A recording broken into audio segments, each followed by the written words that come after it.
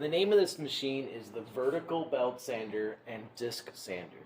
And if you notice, there's two different surfaces that we could actually sand on. So in this class, we only ever sand on the left side of this. And you'll notice that there's some red lines over here to prevent you from sanding over there.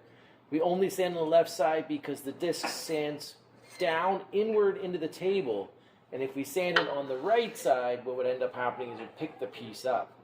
So we have to be really careful to make sure we only sand on the left side of the disc. The vertical belt sander, we can sand back and forth on this surface anywhere as long as our material is in contact with the table. You never want to pick up the piece and have it off the table because that can cause it to slam down and pinch your fingers.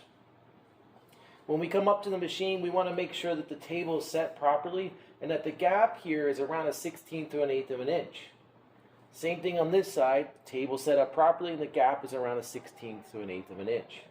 If it's bigger than that, what can happen is our workpiece can get caught down in there and that can be a problem. Our on-off switch is a toggle switch. It's down here, it's red. We just pull it up or push it down.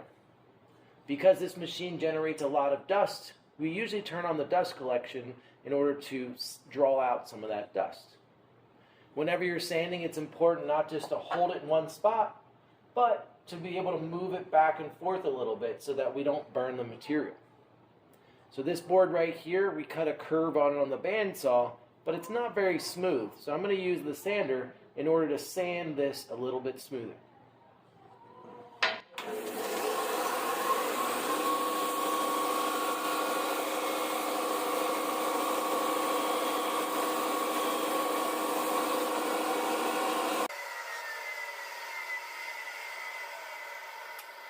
You can see now that this area on the board is a lot smoother and it sanded it down so that we can end up getting a better transition.